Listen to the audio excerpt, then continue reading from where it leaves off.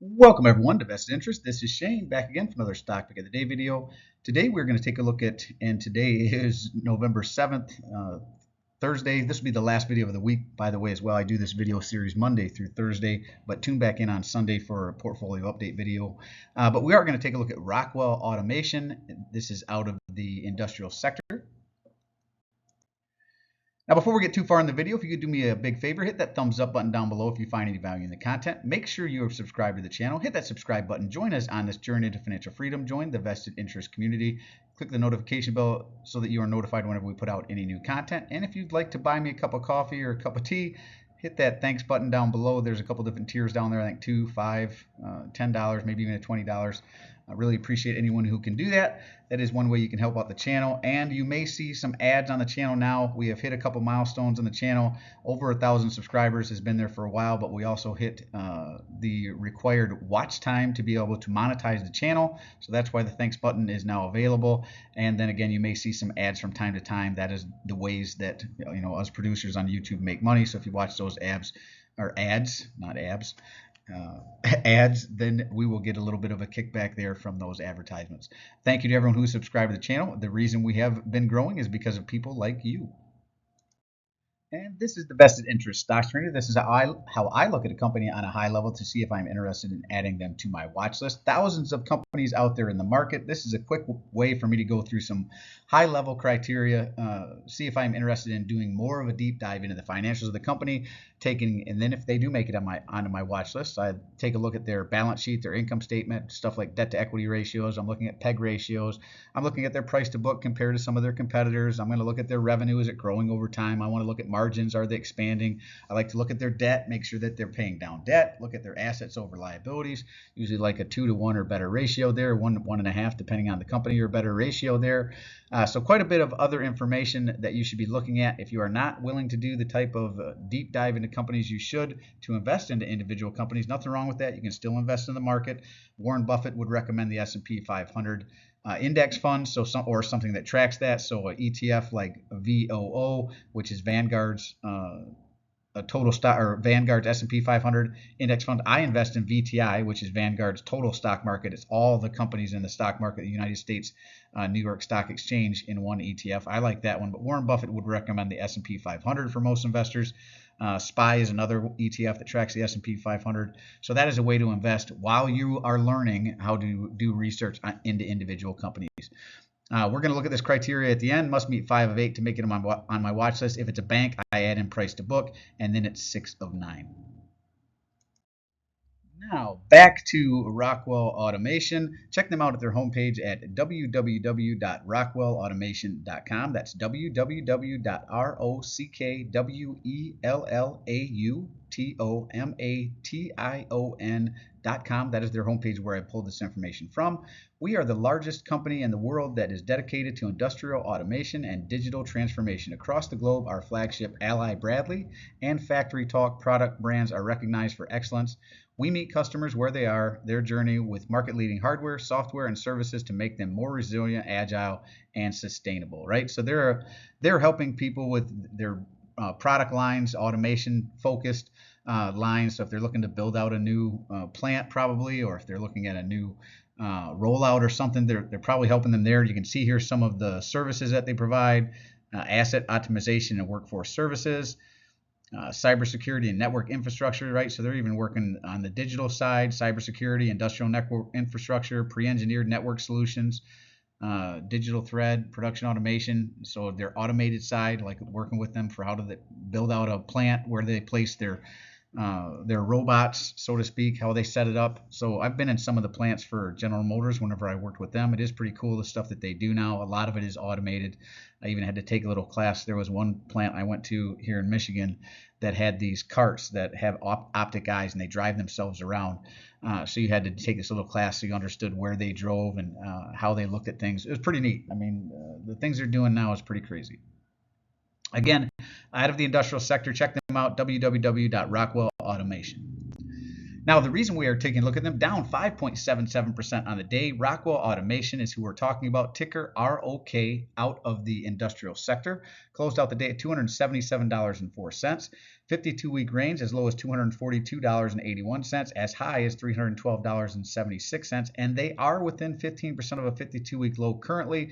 $279 and some change and lower is within 15% of a 52-week low, so they're right there, probably within about 12-13%. So that's where I like to start looking at companies if I'm going to add something. And not that I'm adding this to my portfolio, but that's where I start to look at companies. A market cap of $31.434 billion, a beta of 1.36, so they are more volatile than the overall market, and you can really see that volatility throughout the day. This is a one-day chart. That's a lot of volatility throughout the day, right? Up and down quite a bit, and then a pretty steady decrease there from about 10 o'clock on. Beta of 1.36, like we said, more volatile than the overall market. Price earnings PE ratio seems high, but I don't know enough about companies like this to know if that is the case or not. But $31.52 per share. Earnings per share EPS is nice as well, $8.79 per share. Earnings date November 7th. That was today, so I'm assuming something with their earnings report had them dropping today. That 5% drop, I'm assuming, is because their earnings report, whether that's their forecasts were lowered, whether that's they missed their top or bottom lines, whether they missed their earnings forecasts. You'd have to check out that earnings report and see what's going on there to understand what's going on. Forward dividend at $5.24. They are quarterly payers, so divide by 4, though we will see that here in a little bit. Dividend yield 1.78%. It's a little lower than what I like, but I have lower ones in my portfolio, so it's not a game stopper there. I usually like to be in the 2.5 and above range, but like I said, if it's growing fast enough, I don't care if it's 0.11 or 0.5 like Google. Ex-dividend date, November 18th, so we are still in front of their ex-dividend date. If you were to buy them now, you would get the next dividend.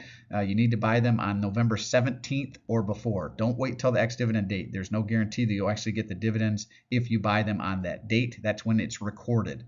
That's when it's recorded, but if you were to buy them in the morning, the person who you're buying them from may be recorded as the shareholders because the shares don't typically change hands until at the end of the day.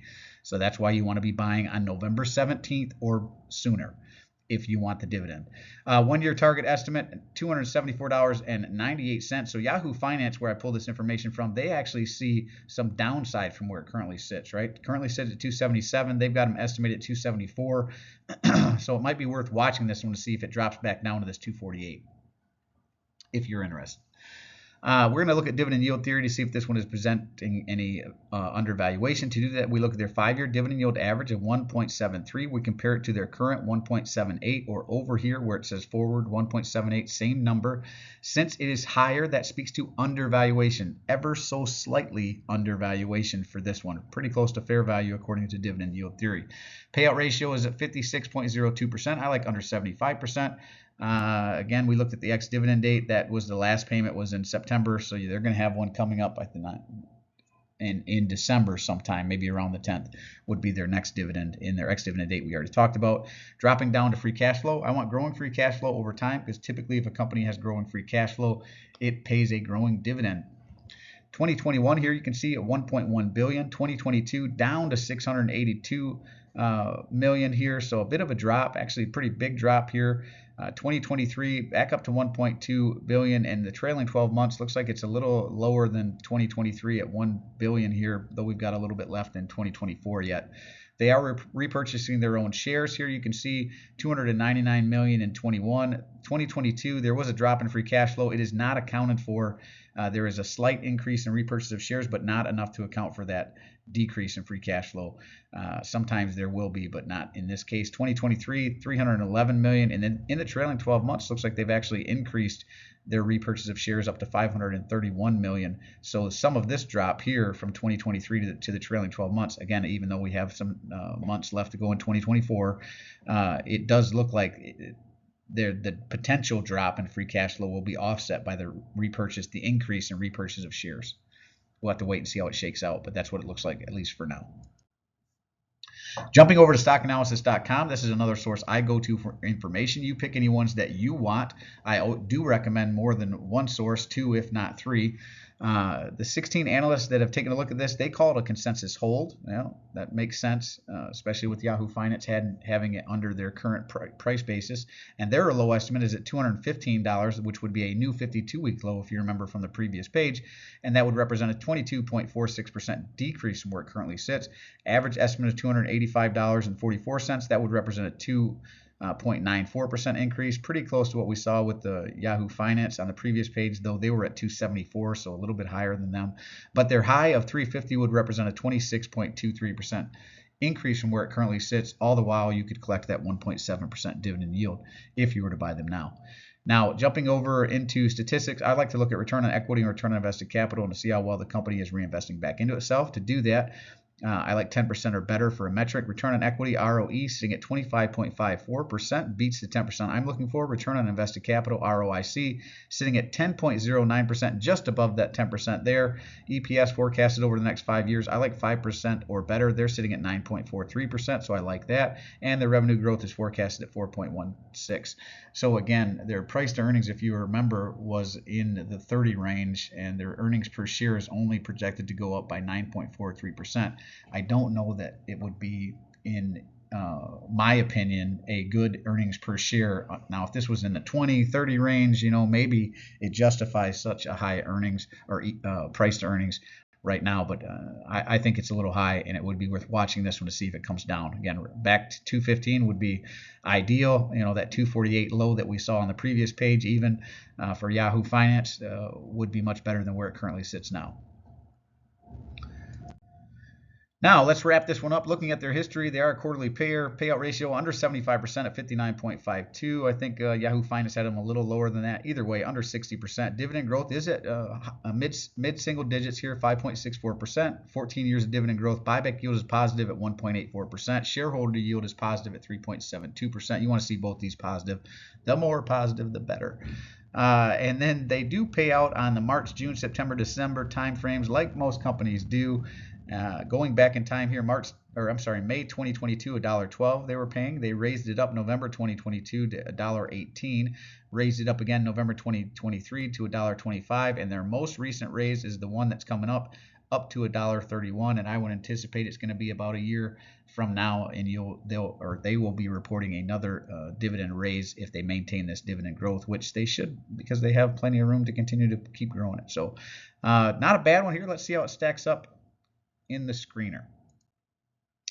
All right, back to the screener. Understand the business. That's where we started. Check. Growing free cash flow. Nope, we had the one down here. Growing dividend. Yes. Single middle digits there, 5.6%.